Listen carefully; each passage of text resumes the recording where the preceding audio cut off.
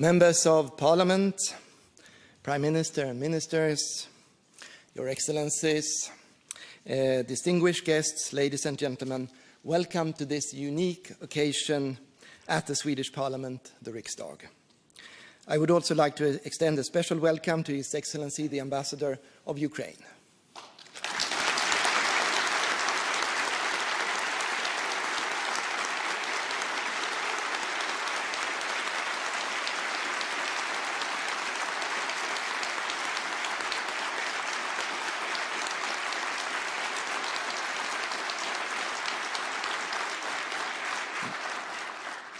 Ladies and gentlemen, often we like to look for nuances.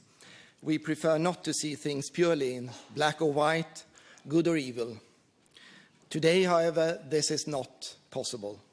There is no justification for Russia's vicious war against Ukraine and the suffering it is inflicting on the Ukrainian people. In this appalling situation, we have witnessed great bravery from the people of Ukraine. We have also seen admirable leadership from many, in particular His Excellency, the President of Ukraine, Volodymyr Zelenski, who has been a true leader at this most pivotal of times. We're all honored by the fact that President Zelenski is willing to address the Swedish Parliament on link from Kiev today. Welcome, Mr. President.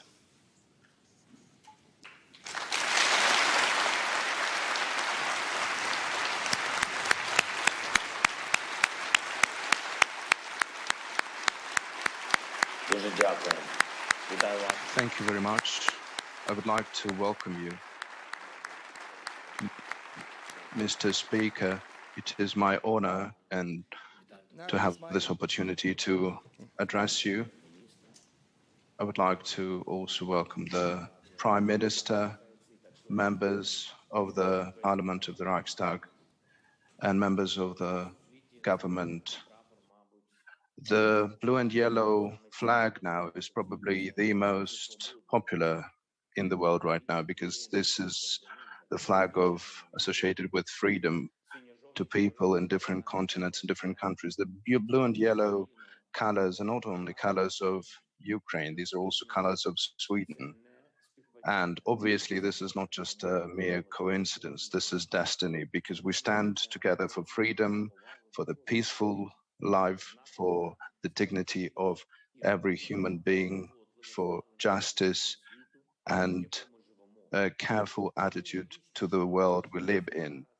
This is why it is only logical that Sweden is among the countries who extends the biggest support to Ukraine. I'm very grateful to you for this. This has been a month now since the beginning of the biggest test, a full-fledged war that was started by Russia against our country.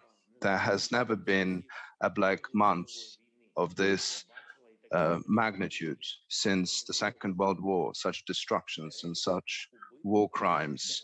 The list of dead people is counted in thousands. Dozens of communities and cities have been destroyed. The Russian military doesn't differentiate between the military targets and civilian targets. They destroy the housing blocks, houses, hospitals. They even shell kindergartens from the rocket artillery. They have destroyed hundreds of educational facilities and more than 200 schools.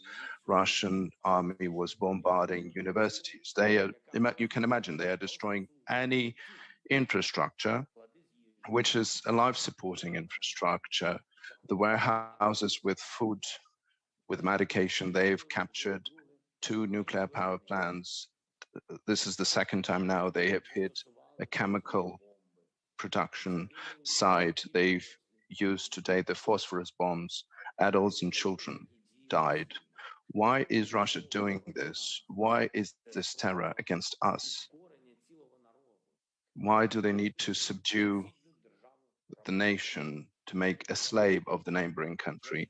Ladies and gentlemen, Swedish people, the current Europe, which became peaceful for so many years, is built on a very clear principles. There cannot be any forceful revision of the borders.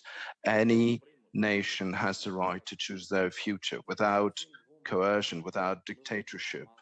Based on these two principles, we have had an unprecedented era of cooperation, of peace and confidence.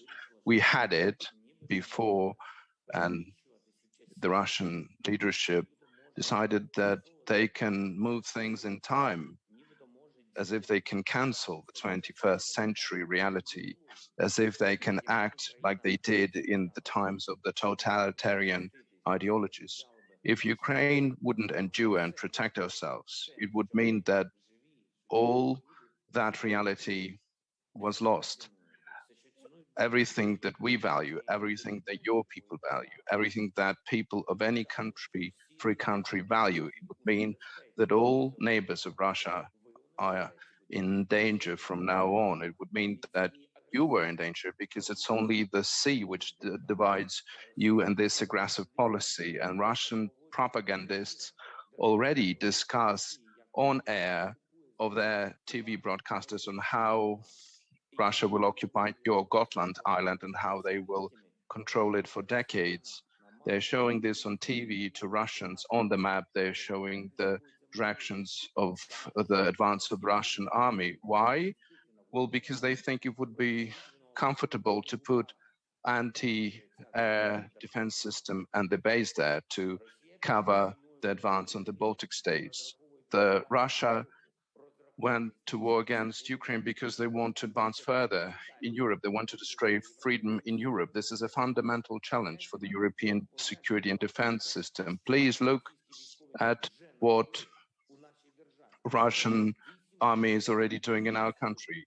For 8 years of war in the East, the occupation of the Crimea, the repressions, the torture, submission of any manifestation of freedom and diversity, the month of a full-fledged out war, a vicious bombardment, the same as it was in Syria, kidnapping children, taking them to Russia, children and adults, raping in the housing sectors, and the looting of the Russian soldiers. Dozens of thousands of houses and apartments have been destroyed. We've had already 10 million displaced and 3 million already on the territory of the European Union. I don't want to call these Ukrainians refugees because I know they will come back as soon as Russia will go away from our land. Right after the peace will come back to our country.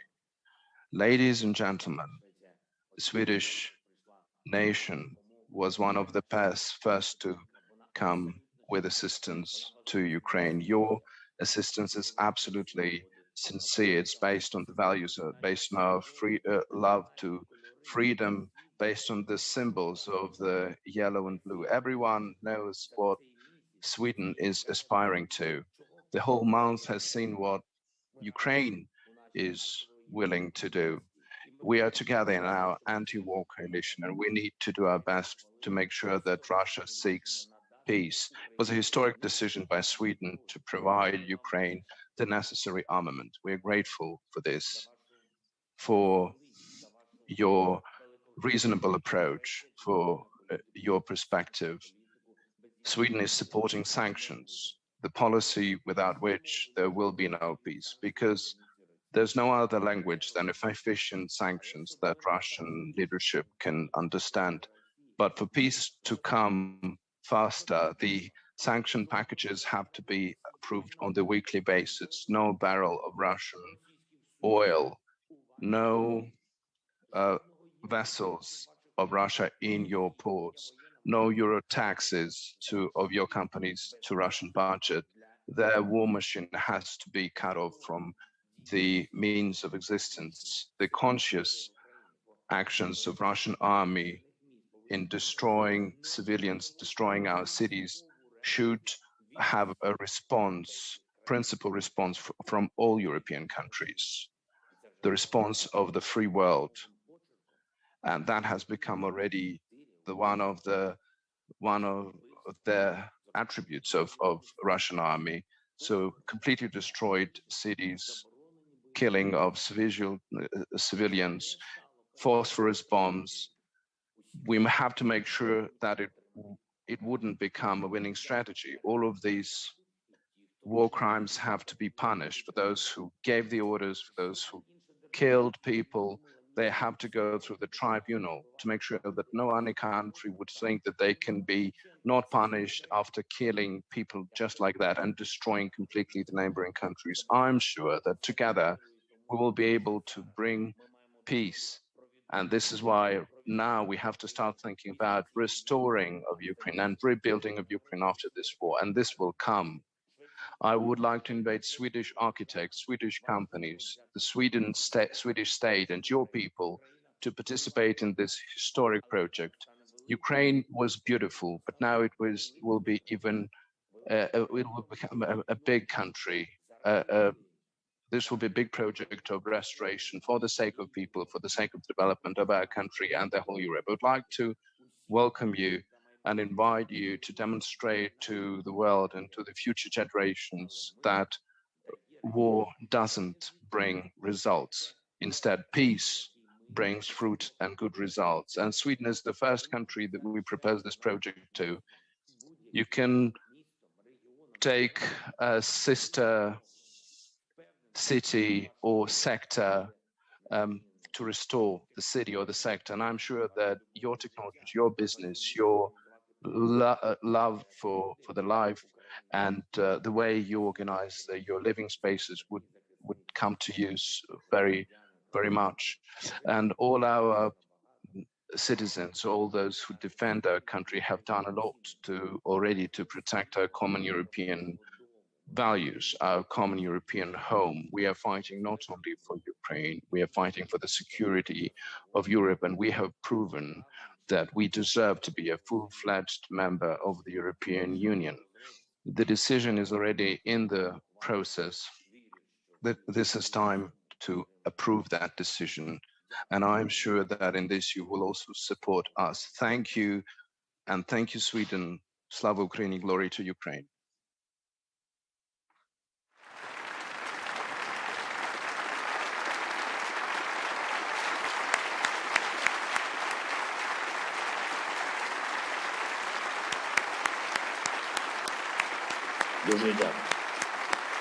Thank you very much.